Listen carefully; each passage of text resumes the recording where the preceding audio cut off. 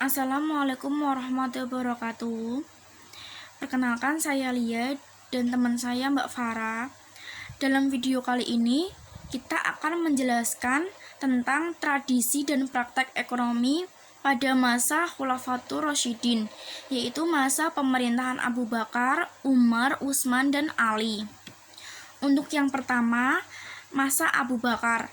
Prinsip yang digunakan Abu Bakar dalam mendistribusikan harta Baitul Mal adalah prinsip kesamarataan, yakni memberikan jumlah yang kepada semua sahabat Rasulullah SAW dan tidak membeda-bedakan antara sahabat yang terlebih dahulu memeluk Islam dengan sahabat yang kemudian, antara hamba Allah dengan orang merdeka, dan antara pria dan wanita. Dengan demikian, selama masa pemerintahan Abu Bakar, harta Baitul Mal tidak pernah menumpuk dalam jangka waktu yang lama karena langsung didistribusikan kepada seluruh kaum muslimin. Bahkan ketika Abu Bakar wafat, hanya ditemukan 1 dirham dalam perbendaharaan negara. Seluruh kaum muslimin diberikan bagian hak yang sama dari hasil pendapatan negara. Apabila pendapatan meningkat, seluruh kaum muslimin mendapat manfaat yang sama dan tidak ada seorang pun yang dibiarkan dalam kemiskinan. Jadi untuk yang kedua, masa Umar bin Khattab. Yang pertama, pendirian lembaga Baitul Mal seiring dengan perluasan daerah dan memenangi banyak peperangan. Pendapatan kaum muslimin mengalami peningkatan yang signifikan. Hal ini memerlukan perhatian khusus dalam pengelolaannya agar dapat dimanfaatkan secara benar, efektif, dan efisien. Setelah mengadakan musyawarah dengan para pemula sahabat, maka diputuskan untuk tidak menghabiskan harta Baitul Mal sekaligus, akan tetapi dikeluarkan secara bertahap sesuai dengan kebutuhan masyarakat didasarkan atas musyawarah. Baitul Mal berfungsi sebagai pelaksanaan kebijakan fiskal secara Islam dan khalifah, yaitu merupakan pihak yang berkuasa penuh terhadap Baitul Mal. Namun demikian, khalifah tidak diperbolehkan menggunakan harta Baitul Mal untuk kepentingan pribadi. Dalam hal ini, tunjangan Umar sebagai khalifah untuk setiap tahunnya akan tetap, yaitu sebesar 5.000 dirham, 2 setel pakaian yang biasa digunakan untuk musim panas dan musim dingin, serta seekor binatang tunggangan untuk menunaikan ibadah haji. Untuk yang kedua, pajak kepemilikan tanah.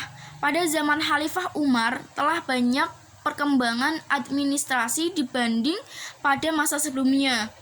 Misal haraj yang semula belum banyak di zaman Rasulullah tidak diperlukan suatu sistem administrasi. Sejak Umar menjadi khalifah, wilayah kekuasaan Islam semakin luas seiring dengan banyaknya daerah-daerah yang berhasil ditaklukkan, baik melalui peperangan maupun secara damai. Hal ini menimbulkan berbagai permasalahan baru. Pertanyaan yang paling mendasar dan utama adalah kebijakan apa yang akan diterapkan negara terhadap pemilik tanah-tanah yang berhasil ditaklukkan tersebut. Para tentara dan beberapa sahabat termuka menuntut agar tanah hasil taklukan tersebut dibagikan kepada mereka yang terlihat dalam peperangan, sementara sebagian kepada mereka yang terlibat dalam peperangan, sementara sebagian kaum muslimin yang lain menolak pendapatan tersebut. Untuk yang ketiga akan dijelaskan dengan teman saya Mbak Farah.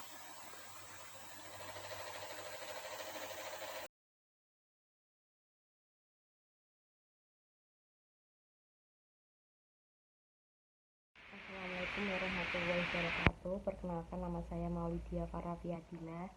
Di sini saya akan melanjutkan yang dijelaskan oleh Mbak Lia. Selanjutnya adalah nomor 3, yaitu zakat. Pada masa pemerintahan Umar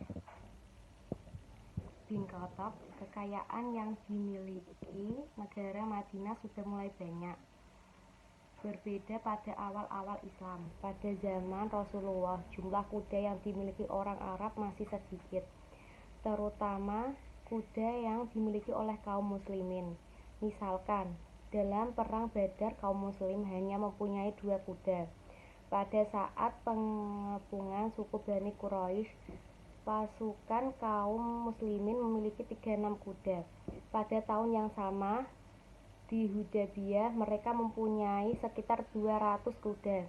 Karena zakat dibebankan terhadap barang-barang yang memiliki produktivitas, maka seseorang bukan atau seekor kuda yang dimiliki kaum muslimin ketika itu tidak dikenakan zakat. Selanjutnya adalah masa Utsman bin Affan. Ada perbedaan antara kebijakan fiskal Khalifah Utsman bin Affan dengan sebelumnya. Utsman tidak memiliki kebijakan kontrol harga. Pada harga sebelumnya, ia tidak menyerahkan tingkat harga sepenuhnya kepada pengusaha, tetapi berusaha untuk tetap memperoleh informasi yang akurat tentang kondisi harga di pasaran, bahkan terhadap harga dari suatu barang yang sulit dijangkau sekalipun. Utsman bin Affan berusaha mendiskusikan tingkat harga yang sedang berlaku di pasaran dengan seluruh kaum muslimin di setiap selesai melaksanakan sholat berjamaah. Memasuki paruh kedua kepemimpinannya, yaitu 6 tahun kedua masa pemerintahan Utsman bin Affan, tidak terdapat perubahan situasi ekonomi yang cukup signifikan. Berbagai kebijakan Khalifah Utsman banyak menguntungkan keluarganya, telah menimbulkan benih kekecewaan yang mendalam pada sebagian besar kaum muslimin. Akibatnya, pada masa ini pemerintahannya lebih banyak diwarnai kekacauan politik yang berakhir dengan terbunuhnya sang khalifah. Selanjutnya yang terakhir adalah masa Ali bin Abi Thalib. Di antara kebijakan ekonomi pada pemerintahannya, ia mendapatkan pajak terhadap para pemilik hutan sebesar 4.000 dirham dan mengizinkan Ibnu Abbas, gubernur Kufah, memungut zakat terhadap sayuran segar yang akan digunakan sebagai bumbu istisqaiyah. Mempertahankan masakan pada masa pemerintahannya juga Ali mempunyai prinsip bahwa pemerataan distribusi uang rakyat yang sesuai dengan kapasitasnya. Sistem distribusi setiap pesan sekali untuk pertama kalinya diadopsi hari Kamis, di mana hari pendistribusian atau hari pembayaran pada hari itu.